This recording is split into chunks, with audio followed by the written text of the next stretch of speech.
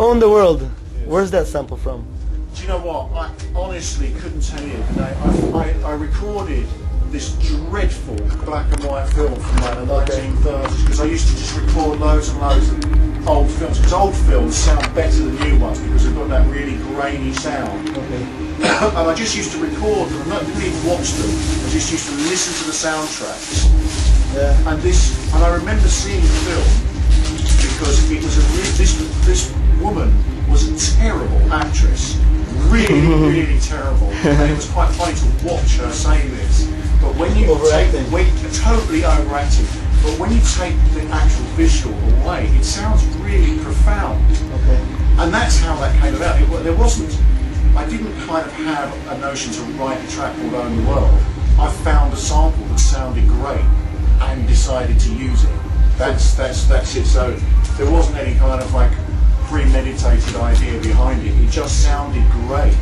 Okay. And it says a lot in a very short space of time, which is I like to use samples that say something profound. That was going to be my next question, exactly. Yeah. Back in those days you could always hear in tracks that the samples were not just samples.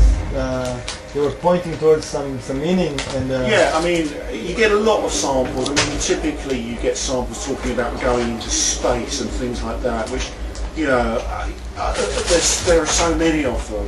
Okay. But what I like, I don't use samples unless I can find one that says something that is very meaningful in a very short space of time. I mean, my favourite one is the one from... interpretation. No, actually, that's not my favourite. My favourite is the one from Willy Wonka and the Chocolate Factory, which is we are the music makers and we are the dreamers of the dreams. Because to me that says everything about who we all are in the party scene.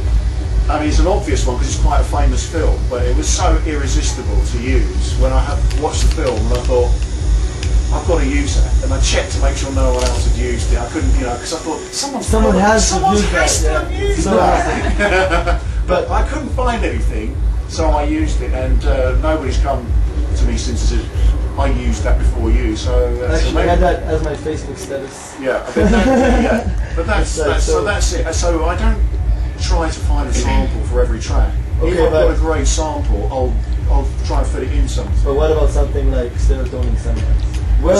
Can you give me the lyrics for that song? Well, I didn't write the lyrics. Elvis with his boots on. I didn't write the lyrics. What happened was I signed a deal with Paul Oakenfold's label. Okay. Now, if you remember, in the 90s there was a hit record by Underworld called Born Slippity from the film. Right, Now that was number one of that year, Trainspotting. And when you sign to a big label, they want you to have hit records. Okay. So he decided it would be a good idea for me to work with somebody who wrote those kind of lyrics. Okay. I did it.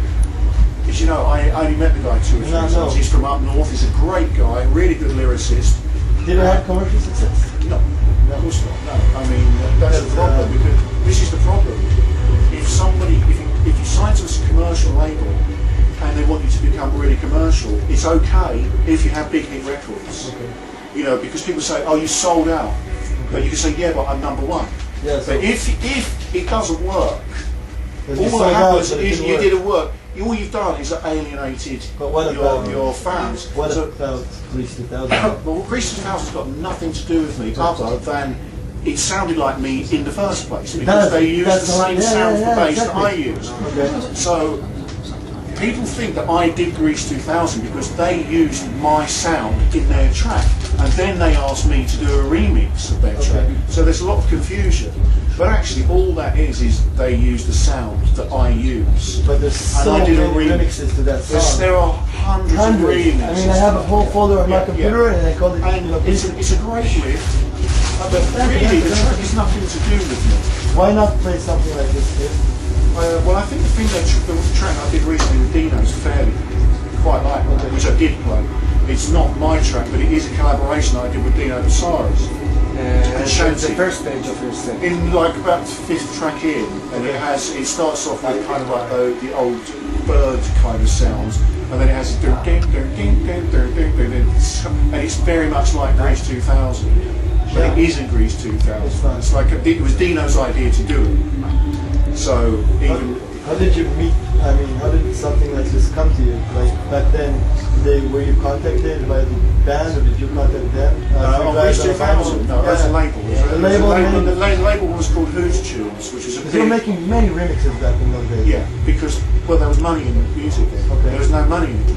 Okay. You know, every time you pay someone to do a remix, I mean, I'm quite cheap because although I might have a good mix, I'm not that famous. Okay. So you might pay me a couple of €1,000 to pay to do a mix, but you pay Paul Oakenfold 25,000. Okay. But records don't sell that much now. So you can't afford to make all these remixes because you spend €50,000 making remixes and you sell 1,000 copies of the record and you make €1,000. So there's no sense. That's why there are no remixes now, because there's just not enough money generated by music sales because everyone's downloading it for nothing.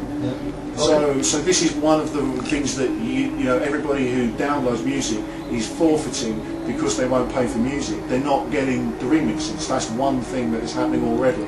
Is there's not enough money to be made from selling music on any format. You know, whether it's CD or whatever. Or an industry.